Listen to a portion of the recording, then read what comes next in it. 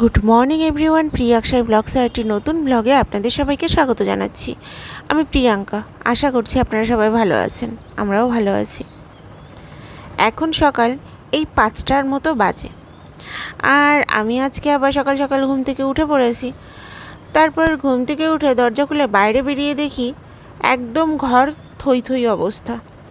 মানে ওই আমাদের যে অ্যাকোয়াগার্ডটা আছে ওটা থেকে কোনো কারণে জল লিক করেছে।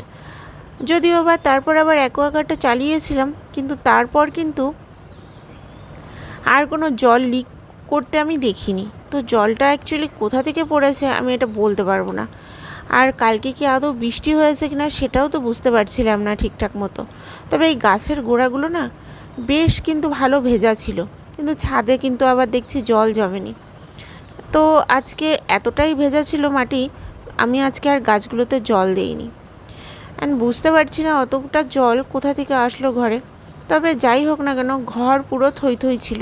তো আমি একটু ভয় পেয়ে গেছিলাম যে আবার কি হলো।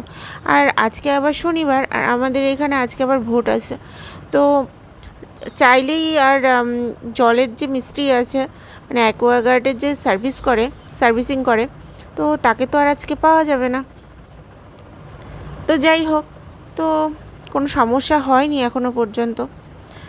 আর এই যে সকাল সকাল আমি ছাদে চলে এসেছি, আর এই পুঁই পাতাগুলো দেখলে না সত্যি আমি না নিজেকে খুব কষ্টে কন্ট্রোল করি। পুঁই পাতার বড়া যে আমার কি ভীষণ ভালো লাগে, কিন্তু না এত ছোট গাছ তো পাতাগুলো ছিঁড়তে পারছি না, তাহলে হয়তো গাছটা বাঁচানো মুশকিল হয়ে যাবে। আর আমাদের আবার মা যেটা করে, পুঁই পাতার যে বড়াটা করে সেটা না কুচি কুচি করে কেটে তারপরে সেটার মধ্যে পেঁয়াজ দিয়ে কাঁচা লঙ্কা দিয়ে তারপর বড়া করে, বেসন দিয়ে চালের গুঁড়ো দিয়ে হলুদ লবণ এগুলো দিয়ে বড়া করে। কিন্তু আমরা আগে যখন কুচবিহারে থাকতাম তখন না এই পাতাগুলো লম্বালম্বিভাবে, মানে পাতার মাঝখানের যে মোটা শিরাটা থাকে সেটা ফেলে দিয়ে জাস্ট পাতাটাকে ওই পাতলা অবস্থাতেই বেসন, হলুদ লবণ আর ওই লঙ্কার গুঁড়ো ওর ভেতরে চুবিয়ে তারপর তেলে ভাজতো। তো ওই বড়াটা খেতেও কিন্তু ভালো লাগে। আমার তো মনে হয় দুটোই ভালো লাগে, পুঁই পাতার বড়া বলেও কথা, যেভাবেই করুক না কেন বড়া তো দুটোই খেতে ভালো লাগে। আর এই গোলাপ ফুল গাছটাতে গোলাপ ফুল তো হয়েছে ঠিকই, তো গোলাপ ফুলগুলো না কেমন কালচে কালচে হচ্ছে। এটা কি বৃষ্টির জন্য হচ্ছে না রোদের জন্য হচ্ছে বুঝতে পারছি না। মাঝে মাঝে এরকম হয়, এই মাঝে মাঝে গোলাপগুলো একদম ফ্রেশ হয় হলুদ গোলাপটা, আবার মাঝে মাঝে এরকম কোকড়া কোকড়া এরকম পোড়া পোড়া হয়।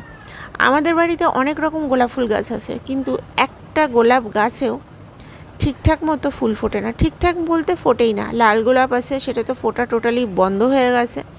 একটা ডিপ পিঙ্ক কালারের গোলাপ আছে, সেটাও একদমই ফোটে না। ওই যখন কিনে নিয়ে এসেছিলাম তখন হয়তো একদিন ফুটেছিল, তো তারপর আর ফোটেই নি। আর এই যে ছোট একটা, ওটা মনে হয় দেশি গোলাপ যেটাকে বলে, কিন্তু ওর স্মেলটা কিন্তু ভীষণ সুন্দর। ওই গোলাপটা বেশ ভালো ফোটে। আর আমাদের নিচেও একটা গাছ আছে, অনেক বড় গাছটা। আর এই যে আজকে এই ফুলগুলো ফুটেছে, অনেক ফুল ফুটেছে আজকে। ডালাতে কতটা বোঝা আছে কি জানি না, তবে ডালা ভর্তি ছিল ফুল। আর আজকে অনেক টগর ফুল ফুটেছে। বেল ফুলটা একটু কম ফুটেছে কালকের তুলনায়, কিন্তু ভালোই ফুটেছে। আর এই যে সূর্যি মামা এখন উঠছেন। আর আমি আমার সমস্ত কাজ কমপ্লিট করে ঠাকুর ঘরে চলেও এসেছি পুজো করতে। তো পুজো প্রায় আমার কমপ্লিটও হয়ে গেছে। আর এখন এই সকাল 7:15টার মতো বাজে। আজকে আবার আমাদের এখানে নির্মল বন্ধু আসেনি, কালকেও এসছিল, কিন্তু বাড়ির যে নোংরা আবর্জনা আছে সেগুলো কিচ্ছু নেয়নি, কারণ তাদের বলে আবার বড় গাড়ি আসে, তো সেই গাড়ি কালকে আসেনি। তো সে এসেও আমাদের বাড়ির নোংরা আবর্জনা না নিয়ে চলে গেছে, আমাদের শুধু না, মানে টোটাল পাড়ারই।